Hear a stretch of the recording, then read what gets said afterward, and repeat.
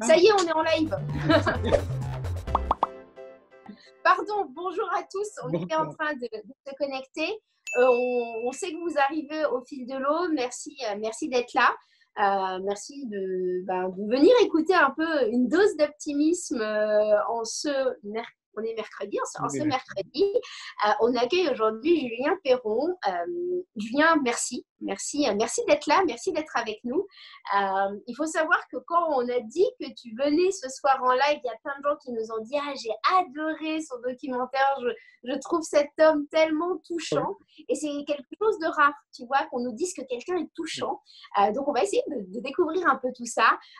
Julien, est-ce que on parlait juste avant ce live de se présenter, comment est-ce qu'on se présente? Est-ce que tu peux nous parler en quelques mots, nous dire qui tu es? En fait, ça me fait tout le temps sourire cette question, tu sais, parce que moi, le premier des lives aussi, je pose toujours cette question. Et c'est ce que j'expliquais d'ailleurs à Eva, en fait, quand elle m'a interviewé. En fait, moi, je pense profondément, tu vois, si on doit mettre une étiquette, si on doit me définir, que je me considère avant tout comme un citoyen, tu sais, comme un citoyen du monde, en fait, tout simplement, qui fait ça, Libri. Et vraiment, c'est ce que je ressens profondément. Après, comme on a l'habitude de mettre des étiquettes, on peut considérer que du coup, je suis réalisateur et producteur de films depuis maintenant 4 ans. Je suis créateur d'événements avec le Festival pour l'école de la vie et le Congrès Innovation en éducation. Et puis que je suis un chef d'entreprise intuitif parce que en fait, je fais beaucoup de choses. Je ne vais pas tout résumer, mais c'est vrai que je suis quelqu'un de très créatif et j'aime bien passer de l'idée à l'action assez rapidement. Donc, si on devait résumer tout ça, on pourrait dire que je suis un chef d'entreprise intuitif. Et tu es multicasquette surtout. On va peut-être commencer par parler un peu éducation parce que j'ai l'impression qu'en ce moment, c'est entre autres un de tes chevaux de bataille. En l'occurrence, est-ce que tu peux nous dire comment tout d'un coup le sujet de l'éducation est venu à toi? En fait, j'allais dire, c'est assez simple, mais quelque part, pas forcément. Il faut remonter. Donc quand j'étais à l'école, moi, je suis dyslexique et dysorthographique.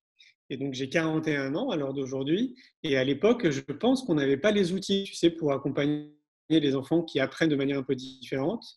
Et on était déjà dans une logique de nous mettre un peu tous dans le même moule parce que c'est quand même plus pratique. Et donc, pour tous les élèves qui ne rentrent pas dans ce cadre-là, évidemment, c'est un petit peu plus compliqué. Et donc, moi, j'ai ressenti donc du coup très tôt la différence, en fait, de me sentir différent des autres, même si je faisais beaucoup d'efforts pour faire un peu comme tout le monde, tu vois, je révisais, j'essayais d'avoir des bonnes notes comme tout le monde, mais ça fonctionnait pas parce que c'était pas ma méthodologie d'apprentissage.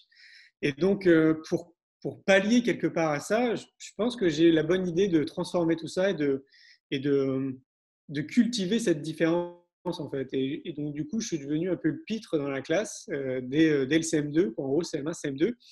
Et puis, ça a duré toute ma période scolaire, donc jusqu'au bac. Et donc, ça a été quand même plutôt un terrain de jeu, l'école. Malgré tout, j'ai souffert dans les premières années parce que c'est quand même pas évident de se sentir différent, en tout cas que tous les indicateurs, que tu vois, les enseignants, tout en fait, tout te pointe du doigt en disant que tu es différent. Et ça, c'est pas forcément simple. Mais je te dis une fois de plus, moi, j'ai transformé ça pour, j'imagine, pas trop en pâtir et pas trop en souffrir, en rigolant en fait, donc en faisant rire un peu tout le monde dans la classe, quoi. Et en fait, ce qui s'est passé, c'est que les années se sont écoulées. J'ai essayé de passer des diplômes, donc j'ai passé 2 fois un bac, j'ai été jusqu'à un BTS Action Commerciale. J'ai essayé, mais j'ai pas eu de diplôme. Et comme j'étais en alternance à l'époque, je travaillais en même temps dans une entreprise, j'ai ce que j'appelle révéler mes excellences. Et en fait, j'ai vu assez rapidement que pour moi, c'était très fluide et très simple de fédérer les gens autour de moi, de communiquer. J'ai senti que j'avais cette fibre en fait d'homme de communication.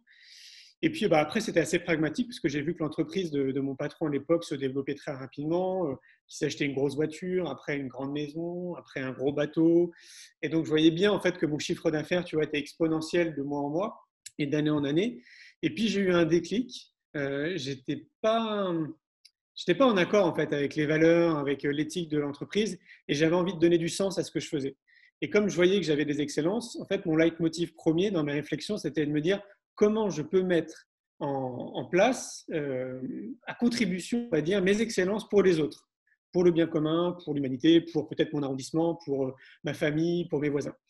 Et puis, j'avais une grande soif de liberté et je sentais qu'il fallait que je crée quelque chose, que je vole de mes propres ailes, en tout cas que je me lance dans cette aventure. Et donc, un peu contre toute attente, j'ai quitté cet emploi dans lequel j'étais quand même plutôt bien payé, dans lequel je voyageais un petit peu partout en Europe, pour me lancer à 23 ans dans la création d'une entreprise. Et tout bonnement, en fait, j'ai créé le marché du tourisme éco-responsable à l'époque. Ah, tu étais en avance. Ouais, j'étais précurseur. Et je ne savais pas, en fait, que je me lançais là-dedans. Moi, j'avais juste une idée d'une façon de voyager qui était très différente de ce qu'on faisait à l'époque. Et puis après une étude de marché, j'ai vu que c'était possible. Donc du coup, je me suis lancé. Mais une fois de plus, comme je n'ai pas de diplôme, je ne maîtrisais pas ce secteur. Et je vais la faire un peu court, mais je crée cette entreprise qui s'appelle Neo Horizon Travel, donc qui regroupe des agences de voyage et puis des hébergements qui sont orientés autour du bien-être et de l'éco-responsabilité. Je lance ça, ça fonctionne très bien les 4 premières années. Et au bout de 4 ans, je m'aperçois que le secteur du tourisme ne me correspond pas, que c'est un vrai milieu de requins.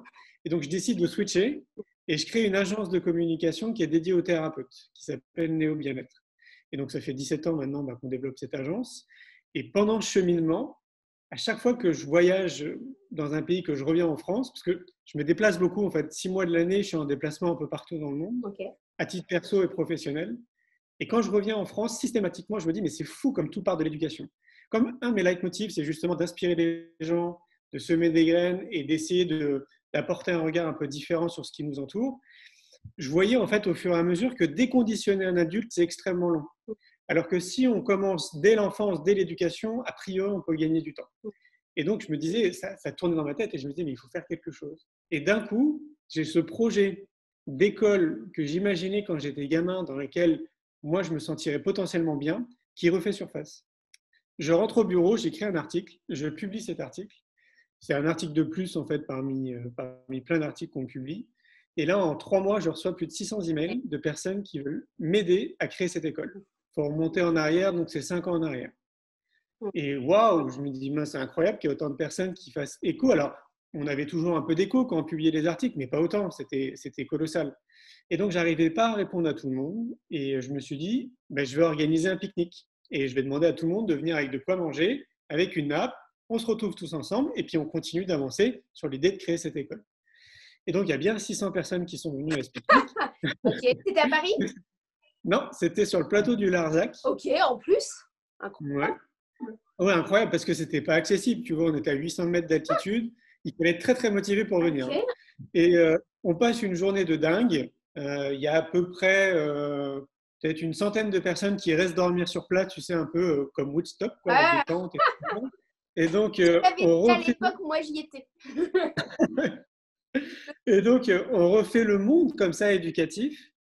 Et à la fin de cette journée, donc le lendemain, avec une partie de mon équipe, on se dit, mais c'est trop dommage, on a passé une journée qui était géniale, dommage que ça s'arrête que maintenant. Et on se dit, tiens, il faudrait que l'année prochaine, on organise un pique-nique qui dure plus longtemps, pendant 3 jours, et puis accessible sur Montpellier. Et puis dans notre brainstorming, on se dit, tiens, on va l'appeler le festival, on va appeler ça un festival pour l'école de la vie. Et on ne savait pas trop dans quelle direction on se lançait. Et on a cherché des terrains, on a rencontré un monsieur qui s'appelle Henri de Flaugergue, qui détient le château de Flaugergue.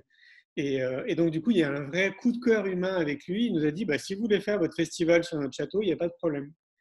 Et là, on est passé de 600 personnes à 9000 personnes l'année d'après. On a fait un bond de géant, mais colossal. Et on ne s'attendait pas à ce qu'il y ait autant de monde, si tu veux, qui viennent. Et dans ce festival, du coup, c'était quoi? Tu invites les gens à venir co-créer ce qu'est l'école de demain. À quoi les gens participent en fait dans ce festival? Parce qu'il continue du coup à exister. Oui, bien sûr, ouais, ça fait maintenant, on fera notre 6e année l'année prochaine. En fait, il y a 220 exposants, il y a 35 conférences, il y a des animations et des débats en continu, il y a des spectacles, il y a des concerts. Tout est orienté autour de l'éducation, évidemment. Donc, il a vocation à servir à beaucoup de choses. Pour moi, le point de départ le plus important, c'est que ça réunit jusqu'à 15 000 personnes pendant 3 jours. Donc sur le même terrain, des personnes qui viennent des 4 coins de la France, mais qui viennent aussi de plein de pays. Je ne vais pas tous te les citer parce que maintenant il y en a beaucoup, mais grosso modo, il y a la Martinique, la Guadeloupe, l'île Maurice, le Canada, la Suisse, la Belgique, l'Angleterre et plein d'autres. Et donc pour moi, c'est trop rare, tu vois, de se retrouver comme ça pendant 3 jours 15 000 personnes, tous connectées de la même façon, avec des valeurs communes, qui ont envie évidemment d'avancer dans l'éducation, qui font force de proposition aussi pour beaucoup qui proposent déjà des outils. Et donc d'un coup, on se rend compte, donc c'est un super point de rencontre pour créer encore d'autres choses, tu vois, derrière. Comme si on était, si tu veux, tous complémentaires. Et ça, pour moi, c'est le point de départ le plus important. Et aussi probablement se sentir moins seul. Parce que quand tu parles du système éducatif, moi j'étais un peu l'inverse de toi et j'étais la bonne élève qui du coup a pas du tout suivi sa voie parce qu'on m'a fait faire des maths en me disant qu'il fallait faire des maths. Enfin, ouais. Et je suis un peu dyslexique moi sur les chiffres. Du coup, je me plantais complètement. Ça, je ne comprenais pas ce que je foutais là-dedans, mais j'osais pas en fait. Et tout à l'heure, tu parlais de révéler les talents. Finalement, c'est aussi ça qu'il va falloir qu'on aille chercher dans le système éducatif à révéler les talents. Donc, j'aurais une question. Moi, j'en veux beaucoup au système éducatif d'un point de vue global. J'ai eu de la chance, tu vois. Aujourd'hui, toi aussi, probablement, on a attrapé notre chance au vol. Comment te voit le système éducatif et comment un jour les écoles traditionnelles bougent? Est-ce que tu vois des profs qui viennent à toi? Parce que nous, on a aussi beaucoup de témoignages de profs qui nous disent moi, j'ai pas le choix, j'en peux plus de ce système. Et limite, on voit même des profs quitter l'éducation nationale. Qu'est-ce que tu sens? Est-ce que tu sens les choses bouger aujourd'hui? On parlera après d'innovation pédagogique. Oui, évidemment que les choses bougent et je ne pensais pas que ça avançait autant que ça. Donc, grosso modo, là, ça fait un peu plus de 7 ans maintenant en fait, que je mets beaucoup d'énergie autour de l'éducation. Et alors, il y a plusieurs choses. Déjà, le point qui me semble hyper important, c'est qu'à l'époque, quand on s'est lancé, on n'avait pas vraiment j'allais dire, de soutien. Même d'ailleurs, encore à l'heure d'aujourd'hui, tu vois, parce que je pars du principe qu'on est mieux servi que par soi-même, donc je ne perds pas du temps à aller chercher des sponsors, des mécènes, le soutien de la mairie, de la région, du département. En fait, on se débrouille depuis 6 ans tout seul. Okay. Sauf que là, les choses ont changé parce que maintenant, on vient vers nous.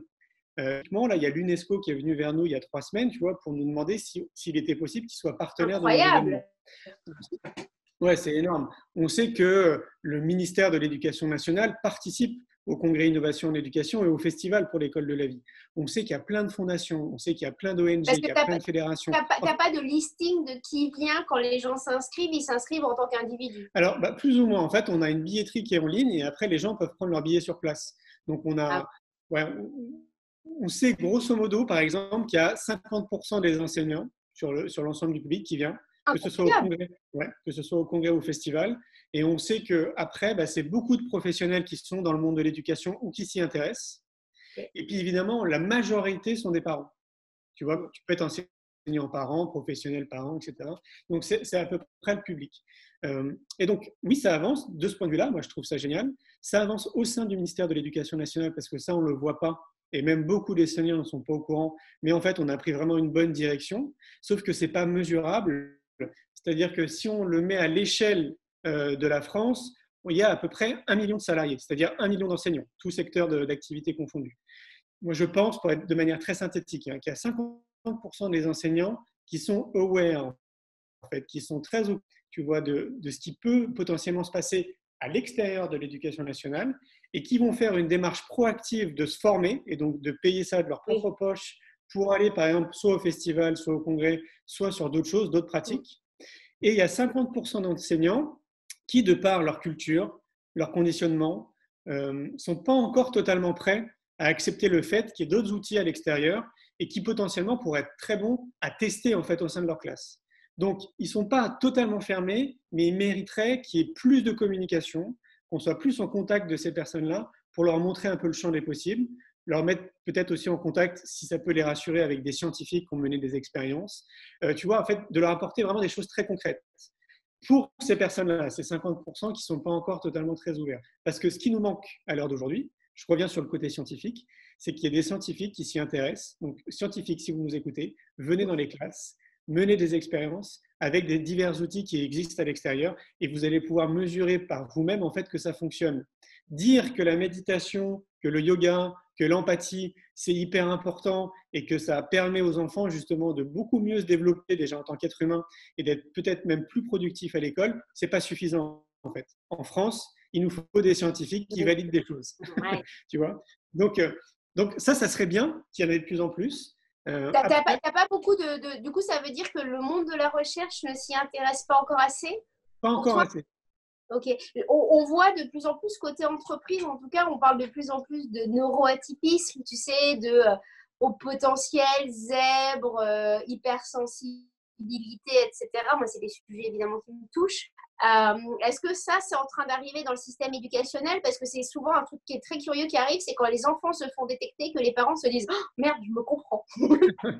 Bah ouais, non, mais oui, moi j'ai même le sentiment que ça a commencé vraiment d'ailleurs dans le monde de l'éducation, hein, quand on parlait de zèbres, d'hypersensibles, etc. C'est génial, je ne savais pas que ça s'intégrait de plus en plus dans le monde de l'entreprise, c'est une très bonne chose.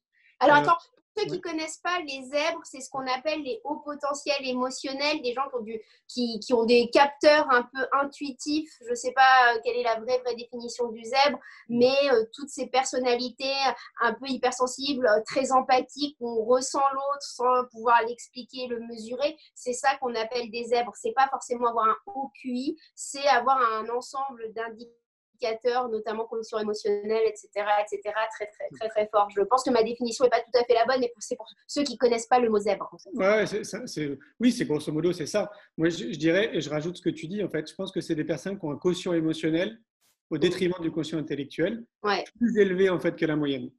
Et d'ailleurs, si on fait une petite parenthèse, on voit que c'est souvent ces adultes-là ou ces enfants qui ont un quotient émotionnel plus élevé que la moyenne qui réussissent beaucoup plus leur vie. Ils sont plus en connexion avec ce qu'ils sont réellement, en fait, avec leur être profond. Généralement, ils créent leur propre activité où ils font partie d'un organisme qui donne sens et qui ont des valeurs. Ceux qui ont un QI qui est plus élevé, généralement, ils suivent le moule. Donc, ils se retrouvent avec des postes dans le monde de l'entreprise avec des grosses fonctions, mais ils ne sont pas heureux. Ouais. Ça, c'est Ouais. important de souligner. Et c'est vrai que quand tu es zèbre, tu as aussi un fort goût de l'injustice, enfin une sorte de révolution de l'injustice. À un moment donné, être dissonant avec tes valeurs, ça te met dans une telle zone de souffrance et tu as l'impression d'être à côté de tes pompes en fait en permanence, qui fait que tu te dis qu'il va falloir changer. Et c'est peut-être pour ça que tu l'évoques en fait. C'est souvent des entrepreneurs ou des gens qui veulent se mettre probablement aussi au service de l'autre en tant que tel. Et du coup, tout ça, oui, alors oui, effectivement, c'est en train d'arriver de plus en plus dans le monde de l'entreprise avec parcimonie, mais c'est aussi beaucoup dans tout ce qui est innovation de demain.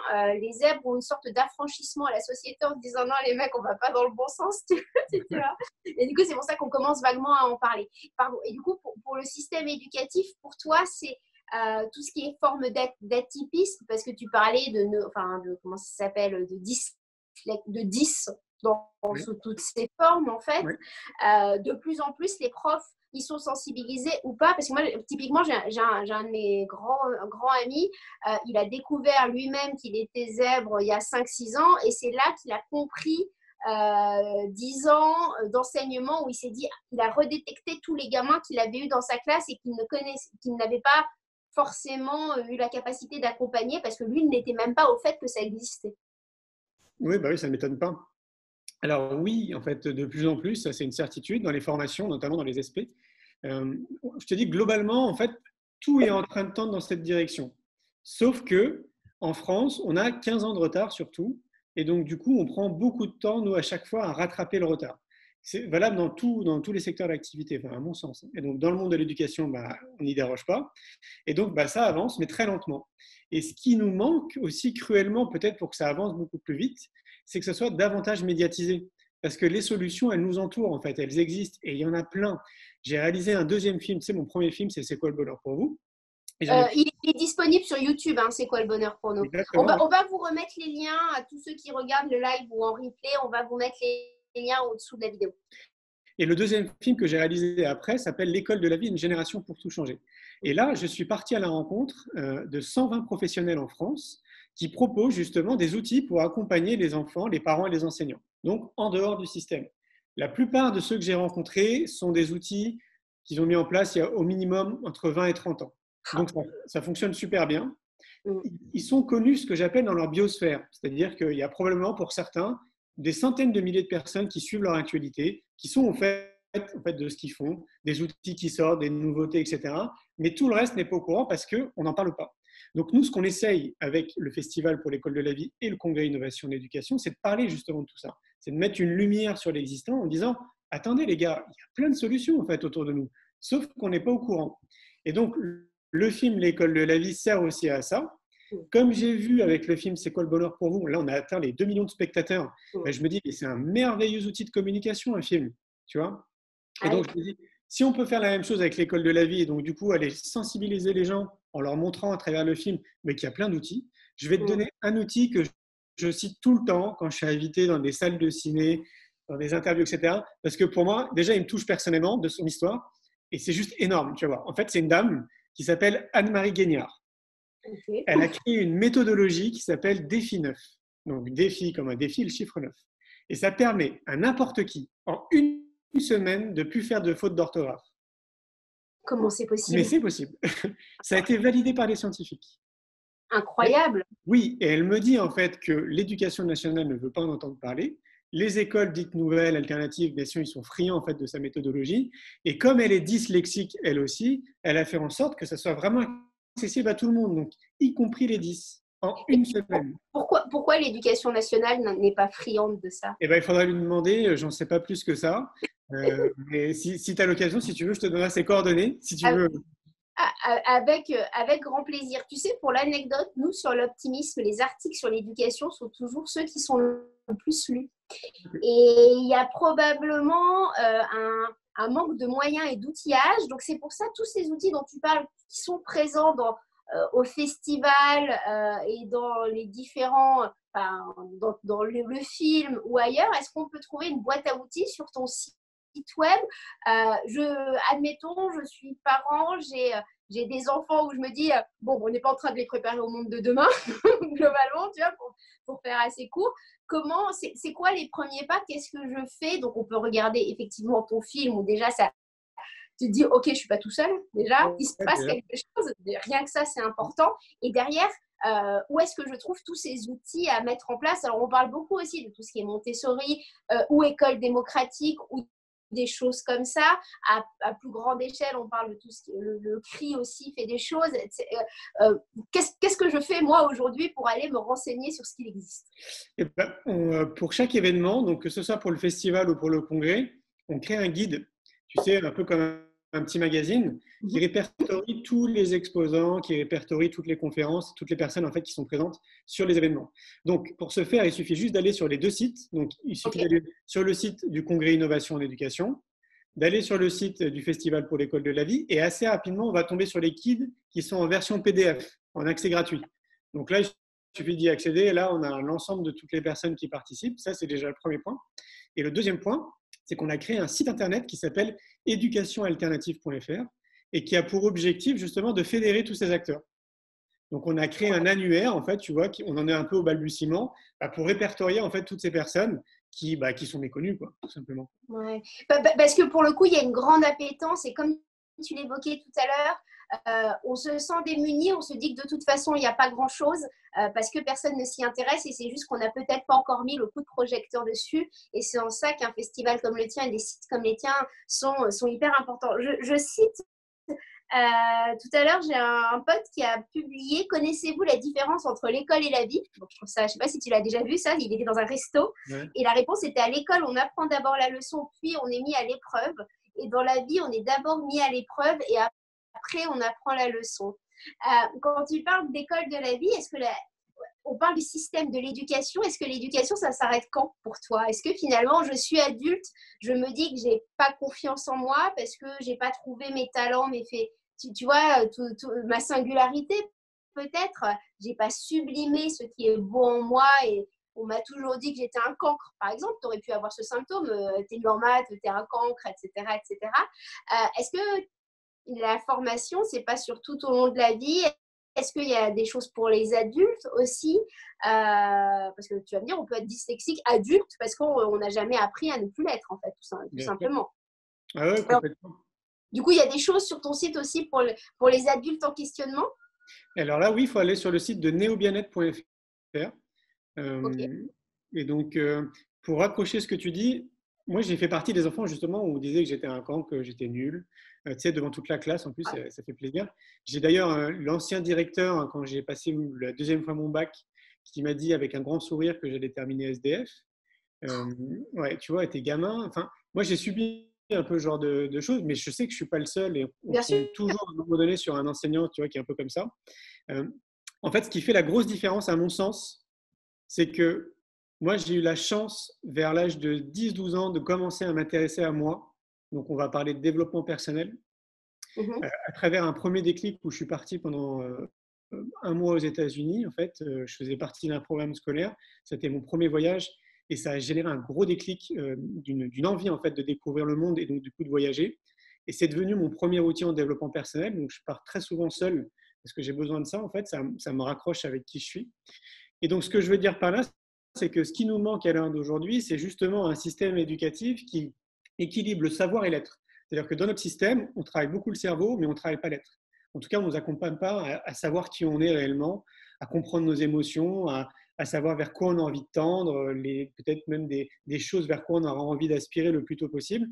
Et ce qui nous manque, c'est vraiment ça. Donc, quand on arrive en tant que jeune adulte ou adulte, c'est comment à un moment donné, je peux me déconditionner justement de tout ce qu'on m'a appris pour revenir vraiment vers qui je suis réellement. Et c'est cette phase-là, en fait, qui est un peu longue, parce que le cadeau de la vie, j'ai envie de dire que c'est sans fin, tu vois. C'est-à-dire qu'à n'importe quel moment de notre vie, on peut reprendre le contrôle de notre vie et être vraiment en accord avec qui on est. Donc, et ça, c'est assez magique de le savoir. Maintenant, je ne dis pas que c'est simple, parce que le premier pas, en fait, c'est vraiment le premier pas qui est le plus compliqué. Mais si je devais résumer ce que tout le monde peut faire, à mon sens, parce que, allez, on va dire 80% de la population peut le faire, et je trouve que c'est une responsabilité citoyenne, c'est de prendre soin de soi. Et donc, faire ce premier pas tous les jours, sans s'en vouloir, si à un moment donné, je ne l'ai pas fait dans une journée parce que je n'étais pas motivé, par exemple, mais tous les jours de faire un effort, de faire du mieux qu'on peut pour prendre soin de soi. Donc, ça peut passer par son alimentation, ça peut passer par une activité sportive, de faire attention à son sommeil, de s'entourer de gens positifs, pourquoi pas de méditer, d'être très proche de la nature, enfin, il y a plein de petits outils comme ça, tu vois, qu'on pourrait mettre chacun et chacune dans notre quotidien et qui nous permettraient de tendre vraiment vers un bien-être corporel et aussi de notre esprit. Et ça, c'est accessible à tout le monde. La seule différence entre les gens qui sont sur le chemin et ceux qui ne le sont pas, qui disent pour moi c'est impossible, c'est qu'à un moment donné, ils ont franchi ce premier pas. Et ça a un côté aussi, on ne nous a pas appris, on nous a souvent dit que c'était égoïste, tu sais, ne serait-ce qu'à un moment donné, moi j'aime bien être toute seule. Je suis dans une position d'extravertie et j'aime bien être toute seule. Et je me disais, mais je suis inassociable, tu vois, vraiment. Et en fait, non, c'est qu'on a besoin aussi d'un équilibre entre soi et entre les autres parce que en étant bien avec soi-même, on est mieux avec les autres, en fait. Et on cherche beaucoup, quand on va pas bien, à être la béquille, tu vois, des autres. Et du coup, on est toujours un peu décentré de soi-même. Et je te rejoins complètement quand tu dis, prendre soin de soi, c'est un des fondements. Et comment est-ce qu'on sort de ce syndrome du mauvais élève? Parce que moi, le nombre de personnes qui me disent, moi, je ne suis pas grand-chose. Ce truc-là, c'est je ne suis que, et je ne suis que assistante, je ne suis que journaliste, je ne suis que manager. Tu sais, tu mets ce que tu veux derrière, alors que pour moi, c'est des gens extraordinaires. Comment est-ce qu'on en sort? Parce que c'est probablement quelque chose qui est resté de notre système éducatif où on t'a classé, tu sais, on est dans l'air aussi, on classe les choses, tu sais, on en parlait juste avant en préparant, tu sais, dans l'air on te note à court terme, enfin, on note le resto, on note le bar, on swipe les gens sur Tinder, tu vois, Koh-Lanta, vous êtes le maillon faible, au revoir. On sort de cette culture-là, tu vois, qui est assez complexe. Comment est-ce qu'on en sort? Est-ce que ça fait partie de l'école de la vie, finalement? Ou est-ce que je m'éloigne du sujet de l'éducation à proprement parler, mais quand on parle de savoir-être, l'être… Oui, parce que pour moi, la vie, c'est une formation continue. Donc, il faut vraiment conscientiser que on nous a conditionnés à voir les choses d'une certaine manière, et donc notamment pour ces élèves qui pourraient croire que ce sont des cranks et qui sont que, je sais pas, assistants de direction par exemple, mais c'est parce qu'en fait, la société leur a fait croire qu'ils étaient que ça, quoi. Mais ils sont beaucoup plus que ça, quoi. Alors, je sais que c'est pas évident pour une personne qui pense ça de se dire, bah oui, je suis beaucoup plus que ça, mais il y a quand même des déclics. On peut avoir des déclics. Et s'il devrait avoir un premier déclic, c'est se dire, bon, ok, potentiellement, je peux être beaucoup plus que ce que je pense parce que je ne suis pas heureux et pas épanoui dans ce que je fais. Donc, si je ne suis pas heureux et épanoui, ça veut dire qu'il y a un manque, il y a quelque chose, en fait, je ne suis pas en cohérence avec qui je suis, quoi. Et ça peut être peut-être le premier point de départ d'une recherche. À l'heure d'aujourd'hui, on a une flopée de livres qui existent en développement personnel pour nous aider.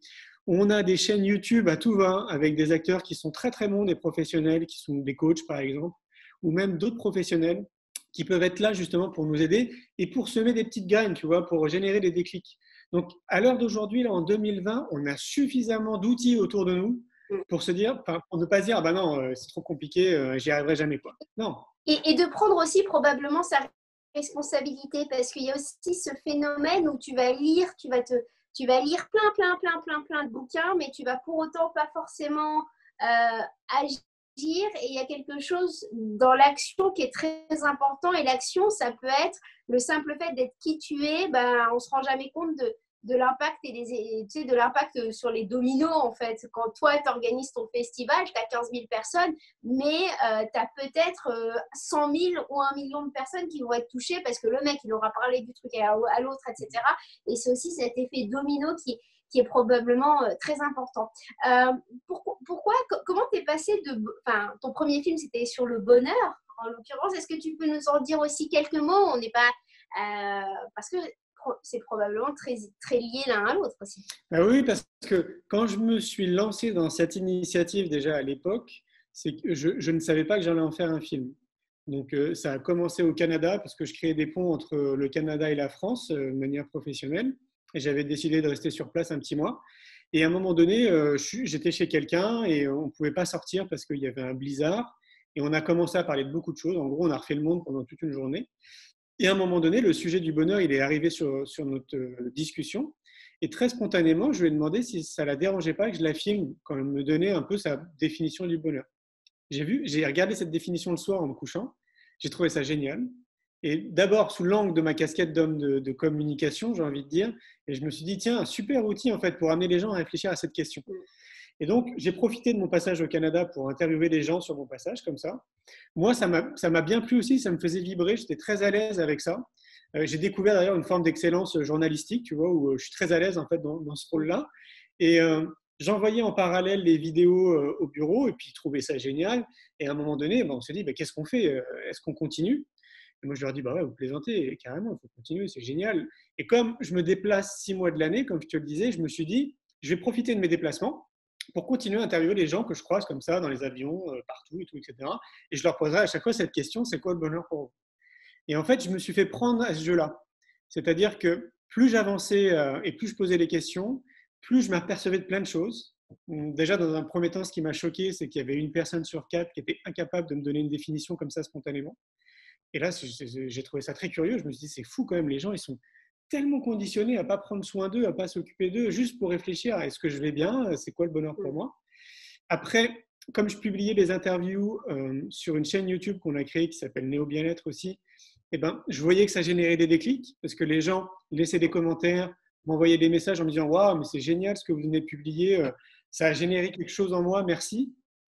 Et après, j'avais fait le tour un peu de la population et je me suis dit, bon, maintenant, un peu inspiré de Yann Arthus Bertrand dans Terre vue du ciel, qui allait voir des spécialistes dans leur domaine, je me suis dit, tiens, maintenant, je vais aller voir des pros, des gens qui ont passé des années et des années à étudier un sujet et je vais voir en fait ce qu'il en ressort de tout ça.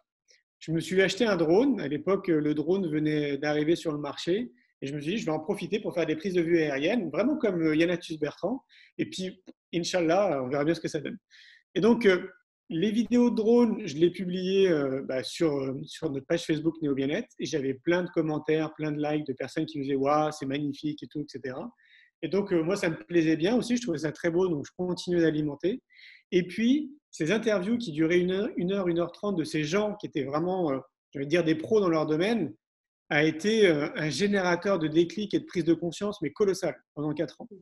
Et ça m'a impressionné, en fait, de recevoir encore d'ailleurs à aujourd'hui des messages de personnes qui me disent j'ai écouté telle personne, ça a généré un déclic, et merci parce que maintenant je vois la vie autrement. Et puis, je rêvais par exemple de créer mon entreprise, c'est demain je fais la démarche pour créer mon entreprise.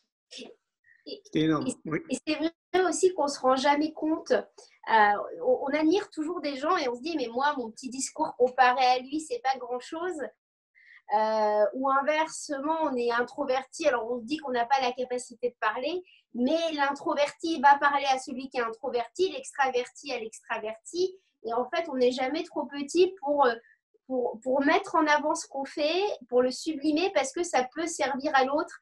Et c'est vrai que c'est assez dur, en fait, naturellement. On parle d'ego, etc. On a un peu peur de se mettre en avant. Mais c'est aussi cette simplicité, cette beauté des gens qui s'engagent, qui en incitent d'autres à s'engager. Donc, et j'imagine qu'on t'a posé moult fois la question, c'est quoi le bonheur? Excuse-moi, mais tu dois avoir une réponse préparée, non? Alors, oui, en plus, j'ai une réponse, on va dire, préparée. Sauf que ce que je dis très souvent, c'est que je donne ma définition du bonheur à la fin du film, tu sais, pendant le générique de fin. Et donc, pour pas trop spoiler la fin, tu peux pas la en fait, alors, donc, je la pose à tous ceux qui sont en train de regarder la vidéo, qui la regarderont en replay. C'est quoi votre définition du bonheur? Ça peut aussi faire même des livres, ça peut faire des œuvres d'art, quelque chose comme ça. Moi, je trouve ça très en fait. C'est clair. En fait, moi, j'ai réfléchi à un point quand j'ai créé mon entreprise en 2003. Je me suis dit, Julien, c'est quoi en fait tes besoins? Donc là, tu te lances dans la création d'une activité, mais c'est quoi tes besoins? Et donc, je me suis dit, bon, bah, alors, tu sais, en fait, j'étais tombé sur un bouquin qui parlait un peu de ça, donc j'ai fait une liste de mes besoins. Et en fait, ma liste, elle était très courte, quoi. Et en fait, moi, ça n'a pas changé. J'ai besoin de manger, de dormir, d'être en contact avec les gens, l'amour, l'amitié, d'être en pleine nature. Ouais, grosso modo, c'est ça, en fait, tu vois. Et c'est quand je réponds à ces besoins-là, bah, moi, je suis bien, en fait. Et j'ai le sentiment que ça répond à une partie de la question, c'est quoi le bonheur pour toi, Julien, en fait. J'ai pas l'impression d'avoir d'envie de plus pour me sentir bien et pour être heureux. Depuis le début de l'interview, je suis en train de réfléchir. Si tu m'avais posé dans un avion, c'est quoi le bonheur? Déjà, est-ce que j'aurais répondu la même chose en fonction des années? Ça, c'est une question que je me pose. Et le premier truc qui m'est venu en tête, c'est la simplicité. C'est en me disant, bon, ben, c'est une sorte, c'est la simplicité. On ne veut pas faire trop long. On s'est dit qu'on se fixait sur 3/4 d'heure. Je ne sais pas s'il y a des questions qui vont passer. Est-ce que tu peux nous raconter du coup ce qui va se passer à la rentrée avec tes projets? Donc, on va remettre tous les liens pour toutes les ressources, on va dire, d'éducation au-dessous de la vidéo. Mais c'est quoi les prochains événements de Julien Perron et de son équipe? Je sais que tu c'est ce que j'allais te dire, oui, parce que tu vois, en fait, souvent, c'est moi qui suis interviewé, c'est moi qui ai mis en avant, mais je suis entouré de magnifiques personnes. Et donc, je ne pourrais pas faire tout ce que je fais là aujourd'hui si je n'avais pas une équipe derrière moi qui est quoi. Donc, c'est bon de le rappeler quand même. Et je trouve que je ne le dis pas assez d'ailleurs. C'est vraiment grâce à toutes ces personnes qui m'entourent que je peux mettre en place toutes mes idées, tu vois. Et donc, ils me suivent un peu dans mes délires, quoi. Donc, merci à l'équipe, merci. En fait, là, en octobre, le 24 et le 25 octobre, on organise le 4e congrès innovation en éducation. Donc, c'est un congrès, donc ce qui veut dire qu'il y a 10 conférences et 2 débats. On parle d'éducation. Il y a 28 stands qui seront présents, donc c'est à Paris. Tu invites qui, par exemple, comme en termes d'intervenants? C'est vraiment, est-ce que tu as un mélange de recherche? Est-ce que tu as quelques scientifiques qui viennent maintenant ou pas? Oui. Bah oui, en fait, déjà, je suis très content parce qu'il y a Arnaud Stern qui vient donner une conférence. Et Arnaud Stern, c'est un peu un dinosaure dans le monde de l'éducation quand même. C'est un monsieur qui a 95 ans. Il y a des centaines de milliers d'enseignants qui ont été en fait de sa méthodologie. Il a créé en fait le jeu de peindre. Et je pense que on arrive là à un moment donné où ça va être quasiment les dernières conférences qu'il va pouvoir donner, tu vois. Donc, je suis très honoré en fait qu'il vienne. Il y a son fils aussi qui vient, André Stern, donner une conférence. Il y a Sophie Rabi que j'apprécie beaucoup, qui est devenue une amie. Il y a Isabelle Pelou aussi. Il y a Philippe Nicolas, qui est un enseignant que j'adore aussi, qui est très inspirant pour les enseignants, qui réintègre la nature en fait dans le monde de l'éducation, et c'est ce qui nous manque aussi potentiellement dans notre système éducatif. Il y a une jeune que j'apprécie beaucoup, que j'ai découvert il n'y a pas longtemps, qui s'appelle Rebecca Sfage. Rebecca Sfage, c'est une jeune fille aussi qui se bouge. Tu vois, en fait, il y a plein d'acteurs qui se bougent, un peu comme toi, comme moi, comme plein d'autres, tu vois, des centaines de milliers. Mais il n'y a personne qui... Et je trouve ça trop dommage parce que elle fait des choses aussi extraordinaires. Je ne veux pas spoiler, mais voilà, vous allez sur la programmation et vous verrez en fait ce qu'elle fait. Qui on a d'autres? Il y a Isabelle Filiosa aussi qui revient cette année. On est très content qu'elle soit présente. Voilà, donc il y en a d'autres. Hein. Il y a Il y a qui? Leslie Coutran. Alors, Leslie Coutran, c'est une belle rencontre que j'ai faite au Festival pour l'école de la vie. C'est une ancienne actrice, elle était dans le monde du cinéma. Et elle a eu un déclic, elle fait partie de ces gens qui ont eu un déclic en se disant, mais qu'est-ce que je fais? Je suis en train de passer à côté de ma vie, je ne comprends pas, en fait, ça ne me correspond pas. Et donc, du coup, maintenant, elle fait des TED, tu sais, des conférences TED. Et donc, son idée, c'est de parler beaucoup de numérique, et notamment des écrans, en montrant qu'il y a tout à réinventer autour de ça et qu'on peut essayer de l'adapter dans le monde de l'éducation, mais il faut un peu s'en méfier. Et donc, du coup, il y a beaucoup de choses à dire autour de tout ça. Oui, parce Donc, que c'est un vrai sujet aussi. La téléécole, je ne sais pas si on dit comme ça, mais nous, on est beaucoup suivis par des professeurs, en l'occurrence sur l'optimisme, et on sait qu'ils ont aussi souffert de cette mise au numérique d'un coup qui demandait de réinventer aussi les techniques. Ils n'ont jamais été formés, en fait. Tu vois, c'est normal que d'être un peu branque-ballon là-dedans, mais et si jamais ça réarrive, comment est-ce qu'on s'y adapte, si jamais aussi les urbains partent en région, ce qui semble commencer vaguement à se dessiner déjà, alors qu'on n'est pas très longtemps post-confinement. Est-ce que du coup, il y aura de plus en plus d'écoles à la maison ou pas? Parce que tu as des parents aussi qui ont trouvé que c'était cool. ouais. Tu as ceux qui sont morts d'épuisement et tu as ceux qui se sont dit, ah, c'est cool, j'aime bien mes enfants. tu vois, tu as de tout. Et donc, j'imagine qu'il va y avoir de plus en plus aussi d'apprentissage des parents et des enseignants sur ces sujets. Donc, c'est des pierres angulaires à la société de demain. Donc, ça, c'est le festival 24-25. Non, c'est le congrès. le congrès. Donc, 24-25 octobre, Ouais, c'est ça.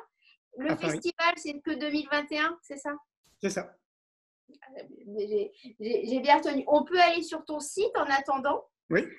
pour aller chercher toutes les ressources pédagogiques. Nous, on va publier aussi plusieurs articles au fil des mois sur des sujets éducatifs parce qu'on soutient forcément ce genre d'initiative. On trouve ça incroyable. Comment les lecteurs peuvent t'aider aussi pour mettre un peu la main à la pâte même si on ne peut pas te soutenir financièrement ou est-ce que tu recherches des ressources? Est-ce que vous faites des études? Parce qu'à un moment donné, si la science ne vient pas, est-ce que ce n'est pas nous qui allons à la science? Ça, c'est des questions en fait. Pour nous aider, j'ai envie de dire, parler de ce qu'on fait, en fait, tout simplement. Tu vois, l'idée, c'est un peu comme toi, tu le fais. Merci beaucoup et ton équipe de relayer l'information autour du congrès, autour du festival pour l'école de la vie, des actions qu'on mène. Je pense que ce que les gens peuvent faire, c'est relayer l'information, relayer cette vidéo, aller voir sur nos sites et puis relayer les sites, je ne sais pas, sur les réseaux sociaux, à travers des newsletters, peu importe. Nous mettre en contact avec des journalistes, pourquoi pas m'interviewer aussi comme on le fait là maintenant. Tout est envisageable. L'idée, je pense, c'est vraiment, comme je te le disais, on manque de médiatisation dans le monde de l'éducation. Nous, on a mis un gros coup de collier autour de ça, mais on n'en est qu'au début, en fait. C'est vraiment que le début. Il y a beaucoup de choses encore à faire. Donc, tous les leviers de communication qui pourraient être bons. Alors, s'il y en a un qui me vient à l'esprit, tu vois, je me suis fixé un objectif. Parce que j'ai fait beaucoup de radio, j'ai fait beaucoup de presse, j'ai fait quelques plateaux télé, mais il me manque un plateau télé avec une grosse audience et il faudrait que je puisse passer sur TF1 ou France 2, tu vois. Donc, s'il y a des gens qui nous écoutent, qui ont des connexions. Il y en a forcément. Moi, je suis toujours surprise. Il y a pas mal de journalistes. Donc, je vais moduler ta demande en disant oser proposer ce genre de sujet. Parce que moi, je sais qu'on a des journalistes à peu près de tous les médias et de tous les grands médias. Ils se disent ça va jamais passer.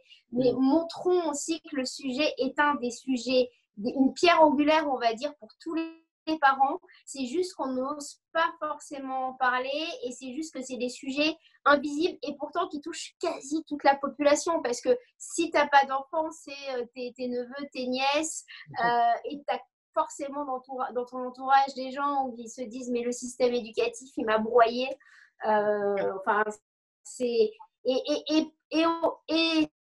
n'y a pas une à jeter à qui que ce soit, c'est tout simplement que en l'occurrence, il y a un manque de, comment ça s'appelle, de lien en fait, d'accès aussi à l'information. Les profs aussi, il faut quand même le dire, hein, parce que nous, on en connaît beaucoup. De temps en temps, c'est sur leur denier personnel qu'ils vont aller chercher des pédagogies différentes et ils se disent, ben, moi, je le fais par amour pour ma vocation. Et puis, ben, derrière, à côté, le voisin, enfin, l'autre prof de l'autre classe, ils s'en contrebalance et il ne fait rien. Donc, tu as des sortes d'injustices aussi qui se créent. Donc, en tant que citoyen, tu évoquais le fait que tu es un citoyen. Nous sommes tous des citoyens. Osons porter le sujet en disant mais c'est important, c'est pas un non-sujet en fait, et qu'on ait des enfants, qu'on n'ait pas d'enfants, qu'on n'ait pas d'enfants, peu importe. D'autres actus à nous annoncer ou pas? Oui, on a un jeu de cartes qui va sortir en octobre. C'est un jeu de cartes qui est inspiré du film C'est quoi le bonheur pour vous? Ok. Ouais, qui a 168 cartes avec un dé. Et bah, en fait, si tu veux, notre idée, c'est d'amener le bonheur dans le monde de l'entreprise et dans les écoles et dans les foyers de manière ludique. Donc, on aborde des sujets qu'on n'aborde pas forcément bah, dans la vie de tous les jours. Et ça D'accord. permet de mieux connaître son collègue, de mieux connaître les membres de sa famille, de mieux se connaître en fait aussi tout simplement. Et tout ça de manière ludique, donc on rigole. Et ce jeu de cartes, il devait sortir là pendant cette période de confinement, mais du coup, bah, tout a Ah, été décalé. Et donc là, il sortira maintenant au mois d'octobre. ok. On a des remarques. La première, c'est une belle définition du bonheur de Salia qui dit le bonheur, c'est mon chemin d'âme et d'équilibre du corps, de cœur, de mental. Je trouve que c'est ce que chaque être humain cherche, quoi qu'il fasse. On la souligne parce qu'on la trouve jolie. On a une question de Marion sur le congrès. Les conférences seront-elles retransmises quelque part? Alors oui, toutes les conférences sont enregistrées, donc du coup filmées. Et quelques mois après, on crée un pack, donc un pack vidéo, qui est en accès payant sur le site du Congrès Innovation et Éducation. D'accord. Vous faites des petits extraits quand même de quelques conférences ou Exactement. pas? C'est Ok. ça, ouais. On fait des extraits de 5 minutes pour montrer Ok. à quoi ressemble la conférence. Et après, on Ok. peut acheter le pack. Et sinon, là, on a créé une clé USB qui Ok. comprend les 28 conférences des 2 dernières éditions. Et on la vend que pour 49 euros. Donc là, ils ont accès en fait à l'entièreté des 2 dernières éditions sur clé USB. Je sais que c'est très pratique pour les enseignants parce qu'ils ont juste Ok. à se plugger et donc du coup, ils peuvent regarder les conférences. Ok. Voilà. Bon, bah, Julien, je pense on a tenu le timing. Nous ne sommes pas restés 1h30, mais c'est parce que je sais qu'on va aussi être amené à se recroiser, à rentrer probablement un peu plus au cœur de certains sujets sur les outillages pédagogiques, etc., etc. Mais ton site étant aussi bah, des mines d'informations en soi, c'est aussi cette sorte de curiosité. Et puis, enfin, il y a tes emails, enfin, il y a les emails, il y a ton équipe aussi qu'on peut contacter pour toutes les questions. Je le redis, en tout cas, allez regarder les films. Qu'on peut trouver. On trouve aussi pas mal de tes vidéos sur Internet. On connaît un peu mieux ton parcours. On a passé des phases de vie, tu vois. On n'est pas rentré dans tous les détails. En tout cas, de ce que ça me dit, c'est qu'on peut avoir confiance aussi en l'avenir parce qu'il y a des gens partout qui s'engagent sur des sujets fondamentaux et que le centre de gravité qu'on doit absolument tous déplacer, c'est ce sur quoi on va mettre le focus aujourd'hui. Tu vois, bon, alors il y a des périodes qui sont plus compliquées que d'autres comme en ce moment, mais plus on va mettre en avant ces initiatives, plus on va peut-être aussi rassurer la population en disant rassurez-vous, ça avance. On note que s'il y a des chercheurs on sait qu'on en a en plus autour de nous.